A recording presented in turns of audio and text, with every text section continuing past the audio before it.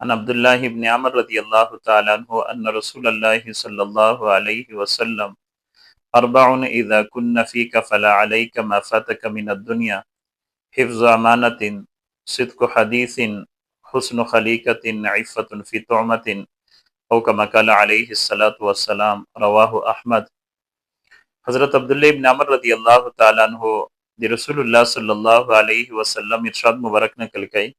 پیغمبر علیه الصلاۃ والسلام فرمی چې کله سلیر صفاتینه په توسي شوی نو کدی دنیا بل څه شي د توسي سره نه نو دا توسي د پر د فکر او د غم او د پریشانی خبرندو ځکه چې اصل دولت او اصل نعمتینه د توسي سره دي و هغه کیم دی. پیغمبر علیه الصلاۃ والسلام فرمی حفظ و امانت د امانت حفاظت، صدق و حدیث رشتیا ویل، حسن و خلیقت شلی اخلاق، عفت فی طعمت و رزق حلال.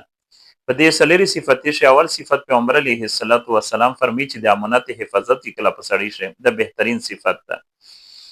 امانت چې کله تذکرہ کیږي نو د میژو تو ذهن ته دا روشي چې یاره سیک تو څنګه سپایسیک شر دی نو هغه ته په خپل حالت شي رسول او پیغه شي خیانت نه کوي نو دا امانتداري ده. یقینا دا امانتداري ده، خو د امانت مفهوم ډیر وسیع ده، صرف دا نه ده. امانت دا غادي چې پیغمبر علیه الصلاۃ والسلام فرمی چې په مجلس شي وا خبره وشي نو د مجلس سره محدوده د مجلس امانت دی دا بهر ته نه ظاهروي. پیغمبر علیه الصلاۃ والسلام فرمی چې المجالس بالامانه د مجلس خبره د امانت وي. پیغمبر علیه الصلاۃ والسلام په بل مقابل د فرمی چې کله یو سړی ته تروغه یو مشوره در نه وخلی او ته پته چې په دې چارې شده د پر بهتري دو نو ته مشوره المستشار مؤتمنون سړی چې کله مشوره بیا ورکای نو دا په امانتداري سره د مشوره ورکوي، یعنی د پر بهتره یا غچر او ته دوی چې دا شادو ته پر د چار کوا یا په دې شده د پر نقصان نو صفه د او توي چې نه په دې نقصان ده. نو د امانت مفهوم ډیر وسیع ده. د امانت په باره شي رسول الله صلی الله علیه وسلم فرمی اذا ضيعت الامانه فانتظر الساعه چې کله امانتینه ضایع شي به تاسو د قیامت انتظار کوي. صحابه کرام پوښتنه کوي کیف ضاعتها یا رسول الله، یا رسول الله امانت وسرنګ ضایع کیږي؟ پیغمبر علیه الصلاۃ والسلام فرمی اذا وسد الامر الى غیر اهله فانتظر الساعه چې کله اختیارات ته نه اهل خلک په لور شي ور کړی شي نو په دې وخت باندې تاسو د قیامت انتظار کوي. ځکه چې کله نه اهل خلک وي نه اهل حکمرانون وي نو ایغه دی وجنه وی دا نظام نه چلیږي، نظام شوی نقصان وي نو د ایغه دی وجنه په مزکه شي فساد وي او فتنه وي. نو د دې وجنه د امانت غم حقیقت ته چې کله امانت میجو تو سه صحیح طریقې باندې نور رسای نو د ایغه دی وجنه د مر لوی نقصان کیږي. او الله تعالی فرمی ان الله یامرکم ان تؤدوا الامانات الی اهلها، الله رب العالمین حکم کوي تاسو ته چې تاسو امانتین خپل اهل ته ورسوي. و دوام صفت پیغمبر علیه الصلاۃ والسلام په دې حدیث بیان ک صدق حدیث رښتیا ویل. نو چې کله سړی خبره کوي رښتیا کوي دروغ نه ځون بچ کوي. ځکه چې کله یو انسان دروغ وي نو په دې وخت باندې پیغمبر علیه الصلاۃ والسلام فرمی چې دغه انسان نه فرشتي په میله لري دریمي، یعنی د خلینو چې کیمه بدبوئی په دې وخت باندې دریمي د زوی شي فرشتي د سره نشي تم کېدله. او دریم صفت پیغمبر علیه الصلاۃ والسلام په دې حدیث کې کیم بیان کړه دا حسن خلیقت شلی اخلاق، بهترین اخلاق. بهترین اخلاق څه د الله د بندګانو سره بهترین راویه حسن سلوک دا شلی اخلاق دي.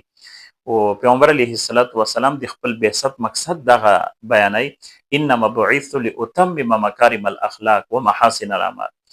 الله رب العالمین زه د خشیده پر الله د مو بعثت د خشیده پر شو دا چې زه د خشلی اخلاق او د خشلی عمل تکمیل وکړم.